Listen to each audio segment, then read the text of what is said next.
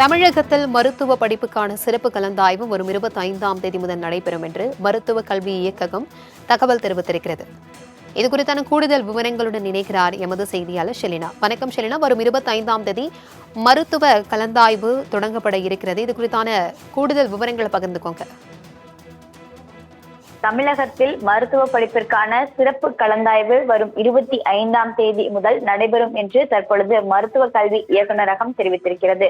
குறிப்பாக தமிழகத்தில் காலியாக இருக்கக்கூடிய 135 மருத்துவ இடங்களுக்கான கலந்தாய்வு என்பது 25ஆம் தேதி சிறப்பு கலந்தாய்வாக நடைபெறும் என்றும் அண்மையில் குறிப்பாக மருத்துவ கல்லூரியில் 50 மருத்துவ இடங்களும் அதே போல எம்ஜிஆர் மருத்துவ கல்லூரியில் 50 இடங்களும் கூடுதலாக ஒதுக்கி தேசிய மருத்துவ ஆணையம் என்பது உத்தரவு வெளியிடப்பட்டிருந்தது.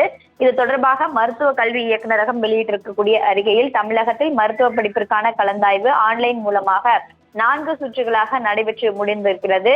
இதில் 6 MBBS மற்றும் 28 BDS இடங்கள் நிரப்பப்படாமல் இருக்கிறது. அதே போல மேலும் தேசிய கல்வி ஆணையம் அன்னை மருத்துவக் கல்லூரிக்கு 50 இடங்களும் எம்ஜிஆர் மருத்துவ பல்கலைக்கழகத்திற்கு 50 இடங்களும் என 100 ஆக உயர்த்தப்பட்டிருந்தது. ஸ்டான்லி மருத்துவக் கல்லூரியில் MBBS மருத்துவ மாணவர்கள் உயிரிழந்த நிலையில் அந்த இடமும் காலியாக இருப்பதாகவும் இதன் காரணமாக மருத்துவ படிப்பிற்காக காலியாக இருக்கக்கூடிய 135 இடங்களை மருத்துவ படிப்பிற்கான அந்த சிறப்பு கலந்தாய்வு என்பது தமிழக மருத்துவ கல்லூரி இயக்குநரகம் தேசிய மருத்துவ கல்லூரி இயக்குநரிடம் கோரிக்கை வைத்திருந்தது. இதனை ஏற்று தற்பொழுது தேசிய மருத்துவ ஆணையம் சிறப்பு கலந்தாய்வு என்பது 25ஆம் தேதி முதல் நடத்துவதற்கான உத்தரவு என்பது போடப்பட்டிருக்கிறது. இதனைத் தொடர்ந்து சிறப்பு கலந்தாய்வில் பங்கேற்பதற்கு மருத்துவ கல்லூரி இயக்குநரகம் கட்டுப்பாட்டில் வந்து செயல்பட வேண்டும் எனவும் தமிழ்நாடு மருத்துவக் கல்லூரி குழு செயல்பட்டிருக்கக்கூடிய தகுதி பட்டியலில் இருக்கும் மாணவர்கள் மட்டுமே விண்ணப்பிக்க வேண்டும் என்றும் இதுவரையிலும் முடிந்திருக்கக்கூடிய 4 சுற்று கலந்தாய்விலும்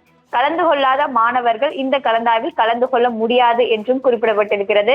நடைபெற்றுள்ள மருத்துவ படிப்பு இடங்களை மாணவர்கள் ஆராய்ந்து தேர்வு செய்ய வேண்டும் என்றும் தேர்வு செய்த பிறகு கல்லூரிகளுக்கு செல்லவில்லை என்றால் பாதுகாப்பு வைப்பு நிதி, கல்வி கட்டணம் உள்ளிட்டவைகள் திரும்ப தர மாட்டாது என்றும் குறிப்பிடப்பட்டிருக்கிறது. மேலும் ஓராண்டு காலம் மருத்துவ கலந்தாய்வில் கலந்து கொள்ள முடியாது என்றும் மருத்துவ கல்லூரி இயக்குநரகம் தற்பொழுது தெரிவித்திருக்கிறது.